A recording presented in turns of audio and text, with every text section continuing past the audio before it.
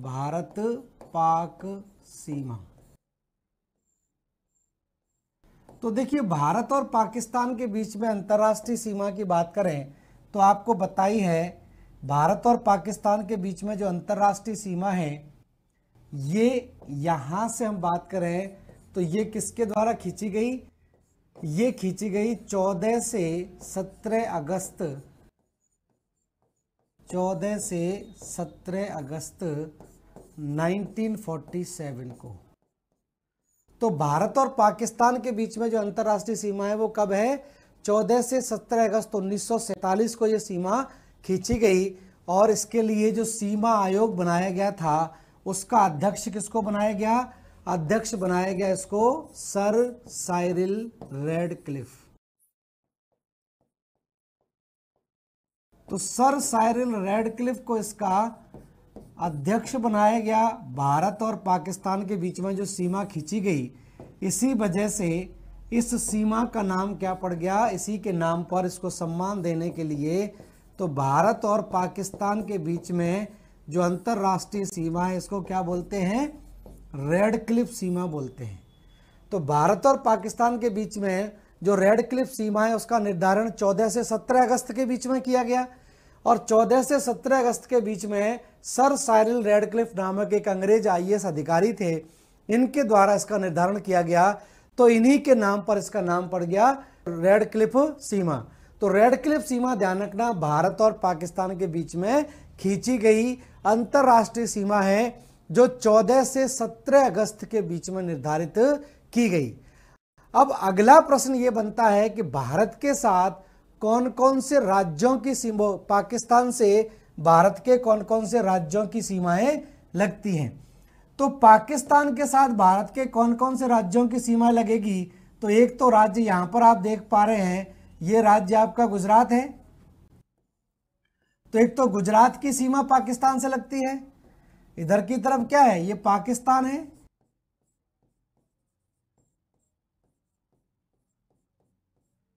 तो पाकिस्तान के साथ आप देखेंगे गुजरात की सीमा लगती है। पाकिस्तान के साथ आप देखेंगे राजस्थान की सीमा लगती है। ये राजस्थान की सीमा भी लगती है, ठीक है।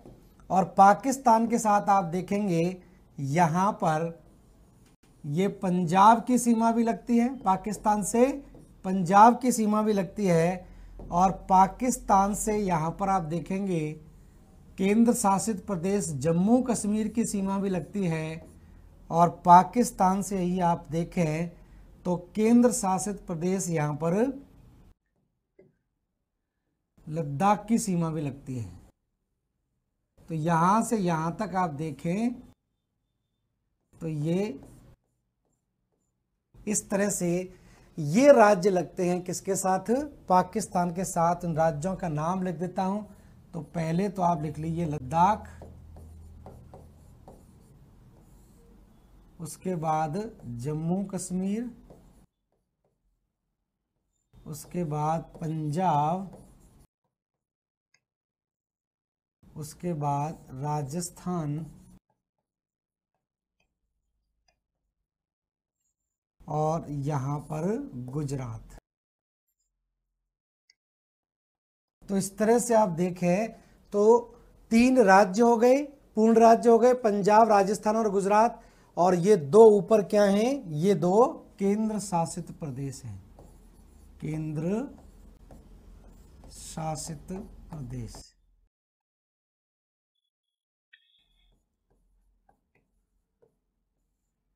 ठीक है। तो ये चीज ध्यान रखनी है आपको कि पाकिस्तान के साथ भारत के किन किन राज्यों की सीमाएं लगती हैं। तो ये भी आपसे पूछा जाएगा और क्रम में भी पूछ सकते हैं। तो उत्तर से दक्षिण में इसलिए मैंने कलरफुल किया है कि उत्तर से दक्षिण में आप देखेंगे कौन कौन से राज्यों की सीमाएं, केंद्र शासित प्रदेशों की सीमाएं पाकिस्तान से लगती हैं। तो एक तो आप देख रहे हैं लद्दाख है ऊपर, फिर उसके बाद जम्मू कश्मीर है, पंजाब है, राजस्थान है, और उसके बाद आप देखें यहाँ पर क्या है? गुजरात की सीमा लगती है। तो ये तो बात हो गई भारत पाकिस्तान सीमा की। अब देखिए बात कर लेते हैं कुछ विवादों के बारे में। तो मेन विवाद आप थोड़े से ध्यान रखें, ठीक है। तो इसको मैप पर ही समझ लेते हैं क्या क्या विवाद यहां पर रहे हैं। तो देखिए यहां पर हम बात करें, ये पूरा का पूरा भाग आप देखें, ये जम्मू कश्मीर है। इसको थोड़ा सा मैं डार्क कर देता हूं। इतना भाग पहले जम्मू कश्मीर का हुआ करता था इसके विभाजन से पहले। तो 2.22 लाख वर्ग किलोमीटर का क्षेत्रफल है जम्मू कश्मीर का, ठीक है। लगभग 2.25 लाख वर्ग किलोमीटर वाला क्षेत्रफल है। तो जम्मू कश्मीर के साथ या भारत और पाकिस्तान के बीच में जो विवाद हैं उन्हीं की हम चर्चा कर रहे हैं यहाँ पर थोड़ा सा।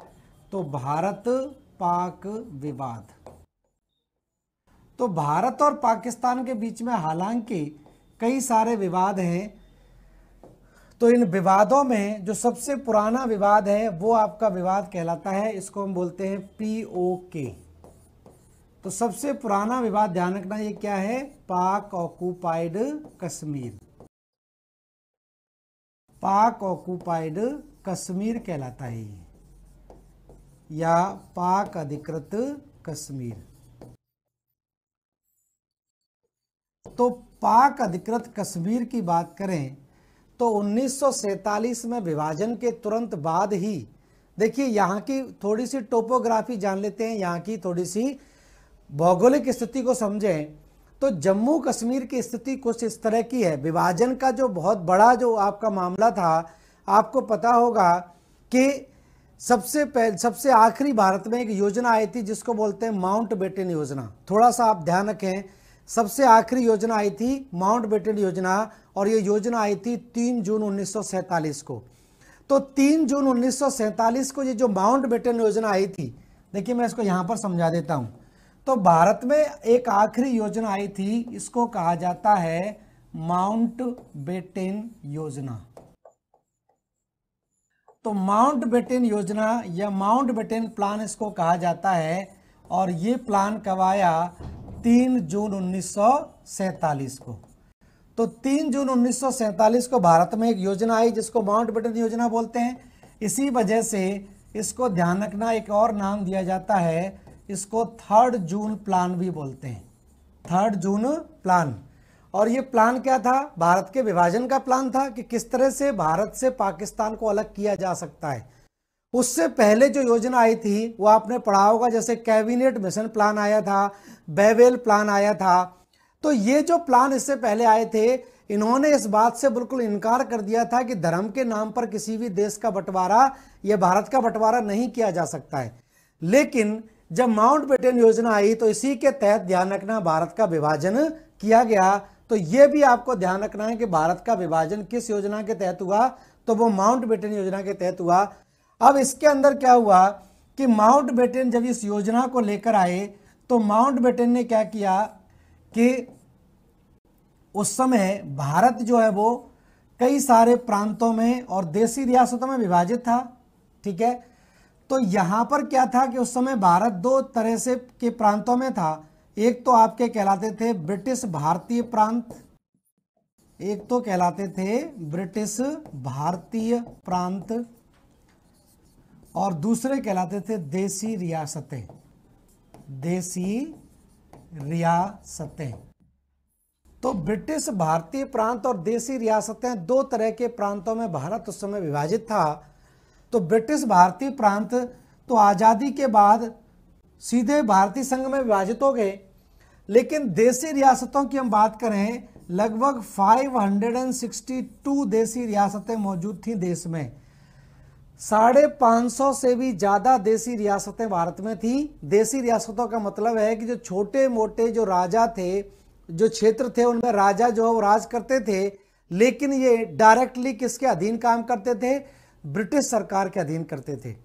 मतलब अब राज्य के पद पर, राजा के पद पर ये लोग बैठे होते थे किसी भी क्षेत्र में, लेकिन इनडायरेक्टली ये अधीन किसके थे, ब्रिटिश सरकार के अधीन काम करते थे, ठीक है। तो जब ब्रिटिश सरकार के ये अधीन काम करते थे और जब माउंटबेटन योजना भारत में आई तो माउंटबेटन ने इनको क्या दिया, एक प्लान दिया।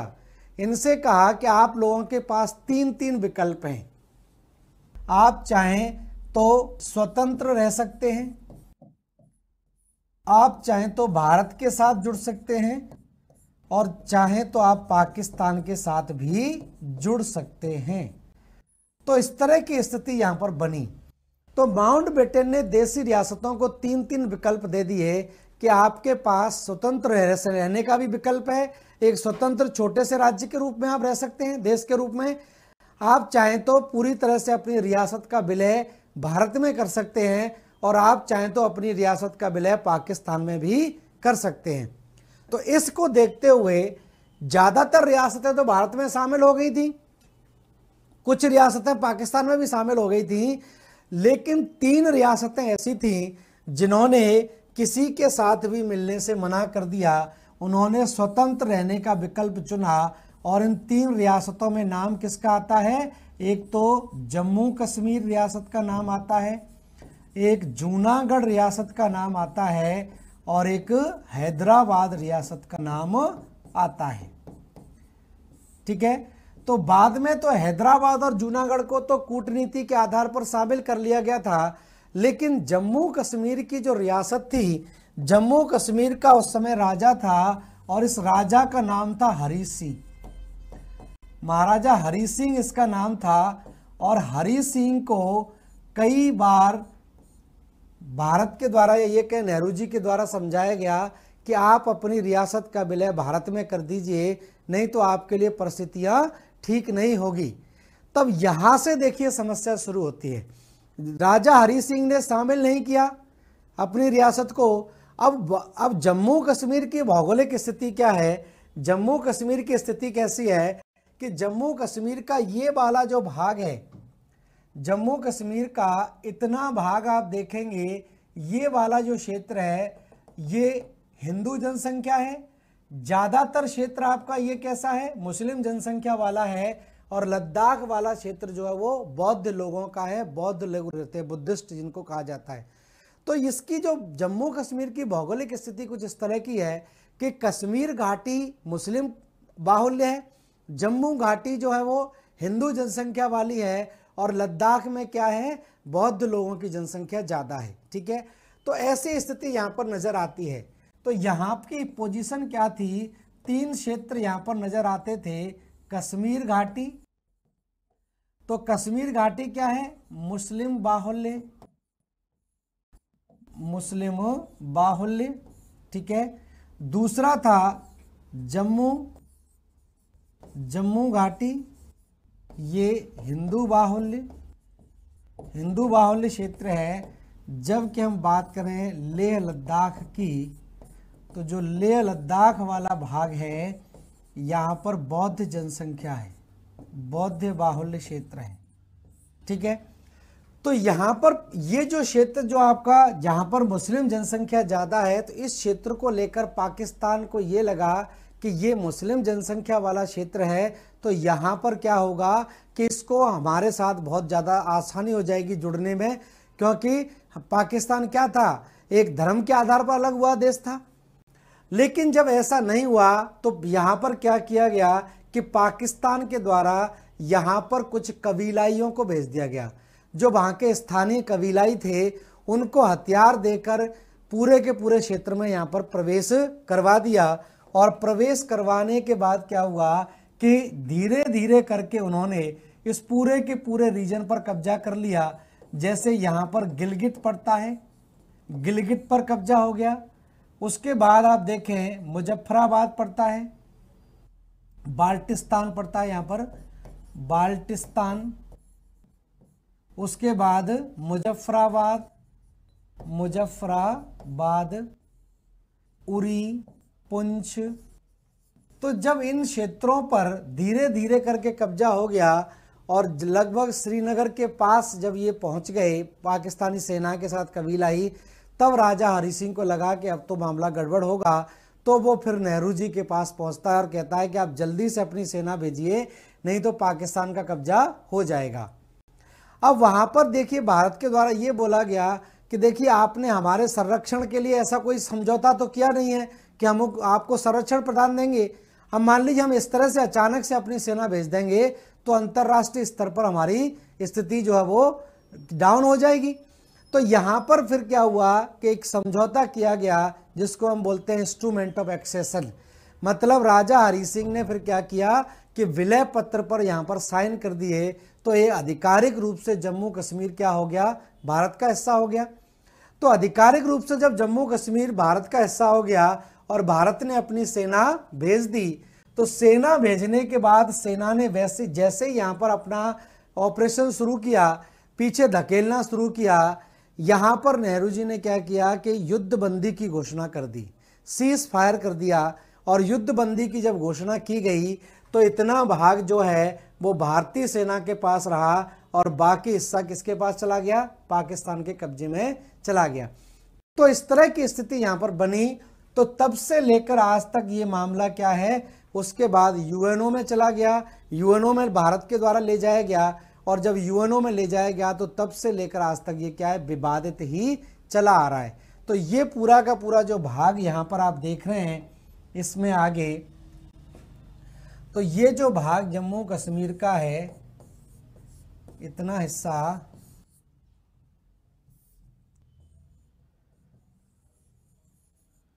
इतना भाग, इतना पार्ट जो है वो, ये रीजन जो है वो, इतना भाग आता है पाकिस्तान के कब्जे में। और ये जो लाइन आप देख रहे हैं, इस लाइन को हम बोलते हैं LOC। तो ये कहलाता है लाइन ऑफ कंट्रोल वाला हिस्सा।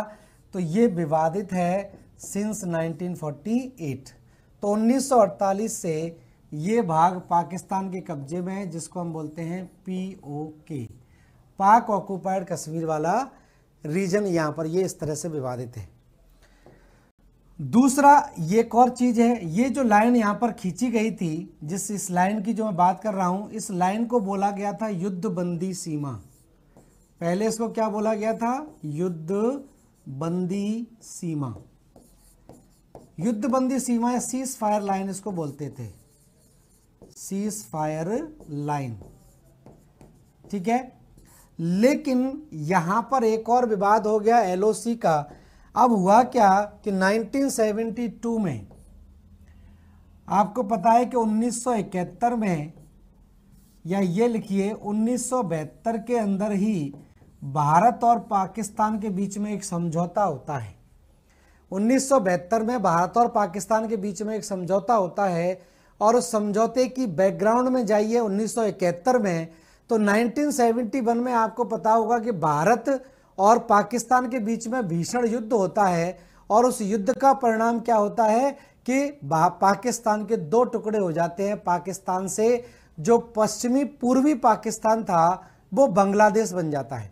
तो 1971 में जो भारत और पाकिस्तान का युद्ध हुआ था, उसमें बांग्लादेश का उदय होता है, पूर्वी पाकिस्तान यहाँ पर बांग्लादेश बन गया। और इसी युद्ध में भारत ने एक हफ्ते के अंदर पाकिस्तान को घुटने टेकने पर मजबूर कर दिया था, और लगभग 90,000 से ज़्यादा सैनिकों को बंदी बना लिया था। तो भारत ने 90,000 से ज़्यादा सैनिकों को बंदी बना लिया था, पाकिस्तान का विभाजन हो गया था, पूर्वी पाकिस्तान क्या बन गया, 1971 में बांग्लादेश में परिवर्तित हो गया। तो 1972 के अंदर दोनों देशों के बीच में अंतर्राष्ट्रीय हस्तक्षेप से एक समझौता होता है। इस समझौते को हम बोलते हैं शिमला समझौता। एक और ऐतिहासिक समझौता है शिमला समझौता, जो जुलाई 1972 में होता है। और शिमला समझौता दो नेताओं के बीच में होता है, भारत की तरफ से इंदिरा गांधी जी, और पाकिस्तान की तरफ से जुल्फिकार अली भुट्टो, ठीक है। तो जुल्फिकार अली भुट्टो और इंदिरा गांधी के बीच में ये जो समझौता आपका होता है, शिमला समझौता, इसमें भारत ने अंतर्राष्ट्रीय स्तर पर अपना कद ऊंचा दिखाने के लिए, या ये कहें साधारण शब्दों में बड़ा भाई बनने के लिए, शिमला समझौते के तहत क्या किया गया कि 90,000 सैनिकों को तो छोड़ दिया गया, बेइज्जत बरी कर दिया गया। साथ में ही यहाँ पर क्या हुआ कि ये जो युद्धबंदी सीमा हुआ करती थी, ये जो युद्धबंदी सीमा यहाँ पर जो हुआ करती थी, इसको भारत ने अंतर्राष्ट्रीय सीमा मान लिया, और इसका नाम बदलकर क्या हो गया, लाइन ऑफ कंट्रोल हो गया। लाइन ऑफ कंट्रोल इसका नाम हो गया। मतलब नियंत्रण सीमा रेखा इसका नाम रख दिया गया। अब नियंत्रण सीमा रेखा या अंतरराष्ट्रीय सीमा जब हम इसको मान लेंगे तो ये मान लीजिए कि जो पाक ऑक्युपाइड कश्मीर वाला भाग है वो एक तरह से हम यहाँ पर पाकिस्तान को नियंत्रण में दे चुके हैं। तो नियंत्रण सीमा का मतलब ये है कि इसके इधर भारत का नियंत्रण रहेगा और इसके दूसरी तरफ क्या होगा, पाकिस्तान का नियंत्रण रहेगा। तो ये एक और यहाँ पर विवाद आपका रहता है जिसको हम बोलते हैं एलओसी। अब एलओसी को पाकिस्तान अंतरराष्ट्रीय सीमा मानता है, तो एलओसी के ऊपर जो भी भाग है वो पाकिस्तान पूरी तरह से, अब पाकिस्तान की सरकार वहां पर चलती है। एलओसी की राजधानी आपको पता होनी चाहिए, एलओसी की राजधानी पड़ती है यहीं पर मुजफ्फराबाद। कभी पूछा जाए कि पाक ऑक्युपाइड कश्मीर की राजधानी क्या है तो यहाँ पर मुजफ्फराबाद है, जो पाकिस्तान का मुख्यालय भी है एलओसी का। ठीक है, तो इस तरह से ये दूसरा विवाद आपका खड़ा हो जाता है भारत और पाकिस्तान के बीच में, और ये कब है, 1972 में। अब की जो सरकार है वो इसको नहीं मानती हैं, वो पूरे नक्शे को ही भारत का मानती हैं, लेकिन 1972 में इसको अंतर्राष्ट्रीय सीमा मान के इसको एक और विवादित हो जाता है। तो ये विवाद आपका ध्यान रखना। एलओसी वाला कब से शुरू होता है, 1972 से शुरू होता है। पीओके तो आपका चला ही आ रहा था, 1947 से पीओके वाला विवाद आपका चला ही आ रहा है। एक और विवाद आपने शायद सुना भी होगा और अक्सर न्यूज़ में रहता भी है, और आईएएस के एग्जाम में इससे प्रश्न भी पूछा गया है। ठीक है, जैसे ये जम्मू कश्मीर वाला हिस्सा है और यहाँ से आपको पता है इस तरह से ये वाला पार्ट आपका कहलाता है, ये एलओसी है। ठीक है, तो इतना भाग आप देखें ये एलओसी कहलाता है, वो पीओके कहलाता, पीओके कहलाता है। ये भाग तो आपका क्या कहलाता है, पाक ऑक्युपाइड कश्मीर वाला भाग है। ठीक है, और इधर की तरफ देखें इतना भाग जो है वो ये किसके पास है, ये चीन के पास है। इसकी हम चर्चा आगे करेंगे। ये कहलाता है चीन अधिकृत कश्मीर, चीन अधिकृत। ठीक है, तो यहां पर देखिए क्या होती है कि यहां पर एक पर्वत श्रृंखला पाई जाती है, एक पर्वत श्रृंखला का विस्तार यहां से यहां तक पाया जाता है। इस पर्वत श्रृंखला को हम बोलते हैं काराकोरम। इस पर्वत श्रृंखला का नाम क्या है, काराकोरम पर्वत श्रृंखला कहलाती है, काराकोरम पर्वत श्रृंखला। अब इस काराकोरम पर्वत श्रृंखला पर, इस जगह पर भारत का एक ग्लेशियर पड़ता है, एक हिमनद पड़ता है। इस ग्लेशियर तो आप जानते होंगे, बर्फ का पहाड़। तो यहां पर भारत का एक ग्लेशियर पड़ता है। इस ग्लेशियर का नाम सब लोगों ने सुना होगा, इसको बोलते हैं सियाचिन ग्लेशियर, सियाचिन हिमनद या सियाचिन ग्लेशियर लगभग 75 किलोमीटर लंबाई में फैला हुआ है और भारत का सबसे बड़ा ग्लेशियर भी ये कहलाता है। ठीक है, तो यहाँ पर सियाचिन ग्लेशियर है। अब सियाचिन ग्लेशियर की स्थिति क्या है कि सियाचिन ग्लेशियर का लगभग एक तिहाई भाग पाकिस्तान के नियंत्रण में है और 2/3 भाग भारत के नियंत्रण में है। ठीक है, ये स्थिति है। और सियाचिन ग्लेशियर की अगर बात होती है तो ध्यान रखें, सियाचिन ग्लेशियर जो है यहां पर, इस पर नियंत्रण इसलिए करना पड़ता है कि ऊपर चीन है, इधर पाकिस्तान है। तो ये जो जगह है वो सामरिक दृष्टि से इतनी महत्वपूर्ण जगह है कि इस पर अगर किसी देश का नियंत्रण रहेगा तो वो उधर चीन पर भी नजर रख सकता है, पाकिस्तान पर भी नजर रख सकता है। और सियाचिन ग्लेशियर पर आपको पता है कि तापमान कितना रहता है, -50 डिग्री सेंटीग्रेड तक चला जाता है। तो इतने कम तापमान में या इतनी एक्सट्रीम कंडीशंस में फौजियों को यहाँ पर रहना पड़ता है कि ऐसी स्थिति में ना तो खाने के लिए कुछ प्रॉपर मिलता है, ना ही पीने के लिए कुछ प्रॉपर मिलता है। और इवन ये देखिए कि इतने कम तापमान में अगर यहाँ पर क्या होता है, पहाड़ खिसकने लगती है, बर्फ खिसकने लगती है तो फौजी दब जाते हैं, आए दिन आप वहाँ पर सुनते ही रहते हैं। तो इतनी एक्सट्रीम कंडीशन में यहाँ पर फौजियों को रखा जाता है तो भारत का एक दिन का खर्चा जो होता है वो कम से कम 10 लाख से ज़्यादा होता है पर डे, इतना खर्चा यहाँ पर रहता है। तो इस खर्चे में अब यहाँ पर भारत का भी खर्चा है तो पाकिस्तान का भी खर्चा रहता है। तो यहाँ पर क्या हुआ कि 1984 में 1984 में दोनों देशों के बीच में एक आपसी सहमति बनती है। दोनों देशों में आपसी सहमति बनती है कि क्यों न सियाचिन को पूरी तरह से खाली छोड़ दिया जाए, क्योंकि सियाचिन क्या है, बर्फ का पहाड़ है, कोई संसाधन तो वहां मौजूद है नहीं। तो 1984 में जब दोनों देशों के बीच आम सहमति के तहत इसको जब खाली छोड़ा गया तो यहाँ पर पाकिस्तान ने धोखे से इस पर कब्जा कर लिया। और पाकिस्तान ने जब कब्जा कर लिया तो सियाचिन को दोबारा कब्जे से छुड़ाने के लिए 1984 में एक ऑपरेशन चलाया गया जिसको हम बोलते हैं ऑपरेशन मेघदूत। तो ये ऑपरेशन मेघदूत बहुत पूछा जाता है, किससे संबंधित है, तो ध्यान रखना ऑपरेशन मेघदूत किससे संबंधित है, सियाचिन से। तो ध्यान पर यहाँ पर लिख लेना, इसके द्वारा सियाचिन पर पुनः नियंत्रण, सियाचिन पर पुनः नियंत्रण। तो सियाचिन पर पुनः नियंत्रण करने के लिए ऑपरेशन मेघदूत है। तो ये सियाचिन वाला विवाद है और यही इस बार आईएएस के एग्जाम में क्वेश्चन पूछा गया है। यहाँ से एक नदी निकलती है, इस नदी का नाम है नुब्रा नदी। नुब्रा नदी निकलती है जो नुब्रा घाटी का निर्माण करती है लद्दाख में। तो ये जो नुब्रा नदी है ये कहाँ से निकलती है, सियाचिन से ही निकलती है। तो ये एक और विवाद है जिसको हम बोलते हैं सियाचिन वाला विवाद, सियाचिन हिमनद का विवाद ये कहलाता है। इसके बाद कुछ और एक आध विवाद जान लेते हैं। एक और विवाद यहां पर जान लेते हैं, इसको हम बोलते हैं सिंधु नदी जल विवाद। ये भी चर्चा में रहता है अक्सर, सिंधु नदी जल विवाद।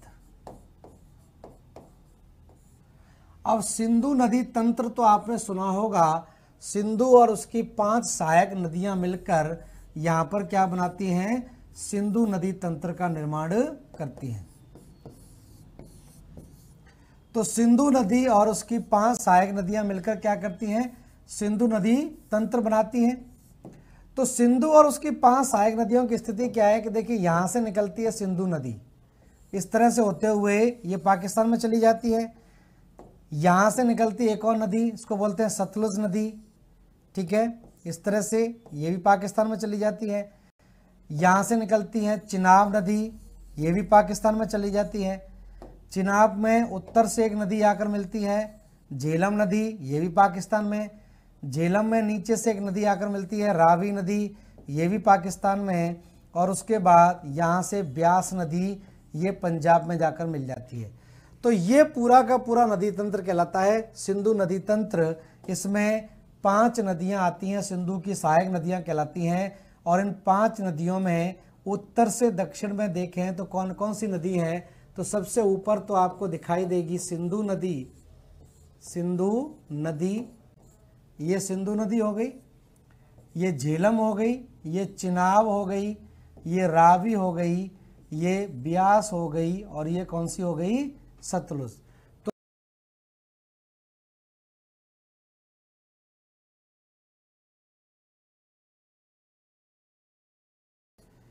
तो ये उत्तर से दक्षिण में ये नदी का क्रम है।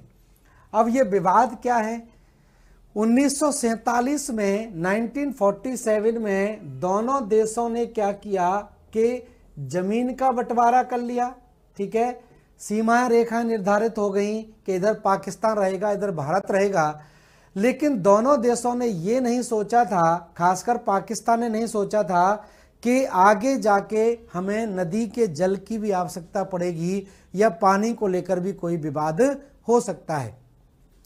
अब जब 1947 में दोनों देश अलग हो गए, पाकिस्तान बन गया एक तरफ और भारत बन गया दूसरी तरफ, तो दोनों देशों ने क्या किया, अपना अपना आर्थिक विकास शुरू कर दिया, सोशियो इकोनॉमिक डेवलपमेंट शुरू कर दिया।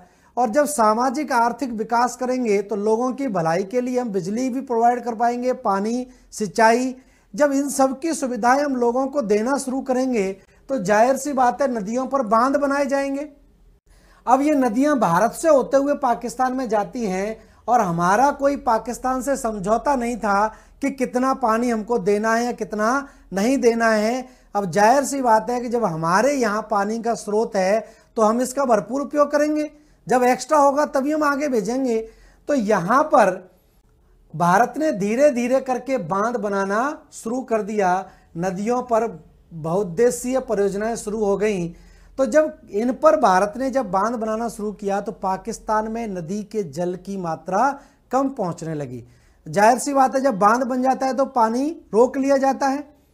तो पाकिस्तान में हालांकि बहुत पानी यहाँ पर है, काफी मात्रा में पानी जा रहा था, लेकिन पाकिस्तान को ये लगा कि भविष्य में अगर हम ऐसा कुछ समझौता नहीं करेंगे इसको लेकर तो भारत कभी भी पाकिस्तान में सूखा ला सकता है या पाकिस्तान में कभी भी बाढ़ आ सकती है।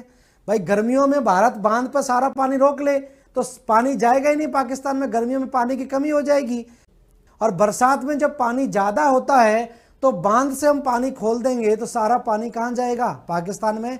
तो हालांकि भारत ने ऐसी हरकत नहीं करी, लेकिन फिर भी पाकिस्तान जिसके मन में चोर होता है उसको डर लगता ही है। तो पाकिस्तान को यह लगने लगा कि अगर इसको लेकर हम कोई समझौता नहीं करेंगे तो भारत कभी भी इस तरह से पाकिस्तान को नियंत्रित कर सकता है, पाकिस्तान को डरा धमका सकता है। तो पाकिस्तान ने क्या किया कि सिंधु नदी को लेकर, सिंधु नदी के जल को लेकर, जल के बंटवारे को लेकर कहां पर चला गया? विश्व बैंक में, विश्व बैंक में चला गया। ठीक है, अब विश्व बैंक में जाकर उसने भारत की शिकायत कर दी कि भारत इस तरह से जल को लेकर, सिंधु नदी के जल को लेकर हमें तंग कर रहा है। विश्व बैंक में शिकायत क्यों की गई? क्योंकि विश्व बैंक की सहायता से ही भारत में उन बहुउद्देशीय परियोजनाओं को चालू किया गया था। तो झेलम नदी पर जैसे तुलबुल परियोजना है या जितनी भी परियोजना इधर आपकी उरी है, ये सब किसके पैसे से हैं? विश्व बैंक के। तो विश्व बैंक ने क्या किया कि दोनों देशों के बीच में एक मध्यस्थता करने के लिए एक व्यक्ति को नियुक्त किया, जो व्यक्ति का नाम था रेमंड। तो रेमंड ने क्या किया, फिर दोनों देशों के बीच में एक समझौता करवाया, इसको हम बोलते हैं सिंधु जल समझौता। तो सिंधु जल समझौता, ध्यान रखें किसकी मध्यस्थता से हुआ? तो 1960 में, 1960 में दोनों देशों के बीच में एक समझौता होता है जिसको हम बोलते हैं सिंधु जल समझौता। और सिंधु जल समझौता किसकी मध्यस्थता से? विश्व बैंक की। विश्व बैंक ने किससे नियुक्त किया? रेमंड को नियुक्त किया। ठीक है, अब सिंधु जल समझौता जो 1960 में हुआ, तो आपसे पूछा जाएगा किन दो व्यक्तियों के बीच में यह समझौता हुआ? तो यहां पर ध्यान रखना, भारत की तरफ से यहां पर नेहरू जी थे इस पर हस्ताक्षर करने वाले, और पाकिस्तान की तरफ से हम बात करें तो पाकिस्तान की तरफ से जनरल अयूब खान। ठीक है, तो जनरल अयूब खान पाकिस्तान की तरफ से और भारत की तरफ से नेहरू जी के द्वारा इस पर हस्ताक्षर किए गए। तो ध्यान रखें यहां से प्रश्न कैसे बनेगा कि सिंधु जल समझौता किस वर्ष हुआ? 1960 में। सिंधु जल समझौता किसकी मध्यस्थता से हुआ? विश्व बैंक की सहायता से। सिंधु जल समझौते की मध्यस्थता करने वाले व्यक्ति का नाम बताइए। तो व्यक्ति कौन था? रेमंड था, नॉर्वे का। तो यहां पर इस तरह से हुआ। अब इसके क्या प्रावधान किए गए? अब इस समझौते पर जब हस्ताक्षर हो गए तो हस्ताक्षर होने के बाद इस समझौते के क्या प्रावधान थे? तो वो प्रावधान यहां पर लिख लीजिए। सिंधु जल समझौते के प्रावधान। तो सिंधु जल समझौते में क्या प्रावधान किया गया, जो हालांकि भारत की दृष्टि से नुकसानदायक ही था? ऊपर की 3 नदियां, सिंधु नदी, झेलम नदी, चिनाब नदी। तो ऊपर की तीनों बड़ी नदियां सिंधु, झेलम और चिनाब, इन तीनों नदियों का 80% पानी तो जाएगा किसके पास? पाकिस्तान के पास। और केवल 20% पानी रोक सकता है कौन? भारत। तो ध्यान रखना, सिंधु, झेलम और चिनाब नदी का 80% पानी जाएगा पाकिस्तान में और 20% पानी केवल कहाँ रहेगा? भारत में रहेगा। तो ये 3 नदियों के साथ ये प्रावधान किया गया। और नीचे की 3 नदियां जिसमें आपकी आती है रावी नदी, ब्यास नदी और उसके बाद हम बात करें सतलज नदी। तो इन तीनों नदियों के साथ क्या प्रावधान किया गया कि इन तीनों नदियों का 80% पानी भारत उपयोग करेगा और 20% पानी कहाँ जाएगा? पाकिस्तान को जाएगा। तो ये प्रावधान थे किसके? सिंधु जल समझौते के। अब ऊपर की तीनों नदियों की हम बात करें, अब भारत को 20% पानी यूज करने का अधिकार है और भारत अगर 20% पानी भी यूज करता है तो भी पाकिस्तान इसको लेकर क्या करता है? विवाद कर देता है। क्योंकि 20% यूज करेगा भारत तो इसको भी पाकिस्तान को अच्छा नहीं लगता है, वो विवाद कर देता है कि भारत इससे ज़्यादा यूज कर रहा है। इस वजह से बहुत सारी परियोजना जो हैं वो आपकी कैसी है? विवादित रहती है। जैसे तुलबुल परियोजना झेलम नदी पर है, वो पाकिस्तान के साथ विवादित है। या और हम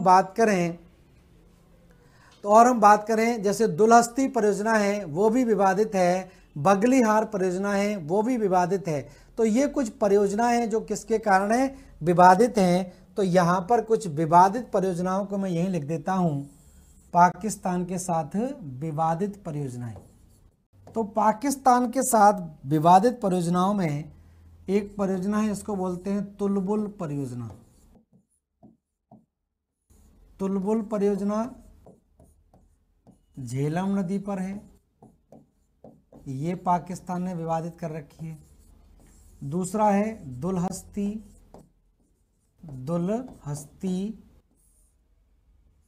बगलीहार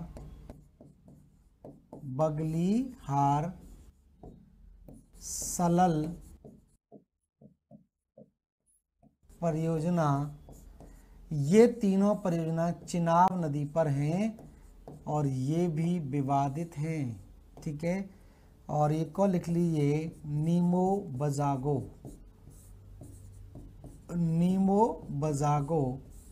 और नीमो बजागो पड़ती है सिंधु नदी पर, ये भी विवादित है। और एक और लिख लीजिए किशन गंगा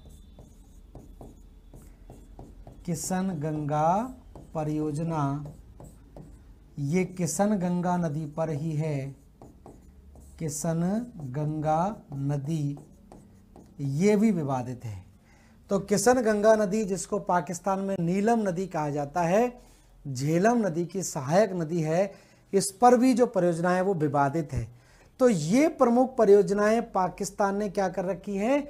विवादित परियोजनाएं हैं जिनको लेकर भारत और पाकिस्तान में विवाद है। या भारत ने पाकिस्तान के विवाद के कारण विश्व बैंक के हस्तक्षेप से इन परियोजनाओं को क्या कर दिया है? रोक लगा दी है, स्टे लगा दिया है। तो इस वजह से ये परियोजना बहुत ज़्यादा डिले हो जाती हैं, बहुत लंबे समय तक ये परियोजना ऐसे ही पड़ी रहती है। तो ये ध्यान रखें, ये प्रमुख विवादित परियोजनाएं हैं दोनों देशों के बीच में है। और ये आपका सिंधु जल समझौते को लेकर ये प्रावधान आपका किया गया है।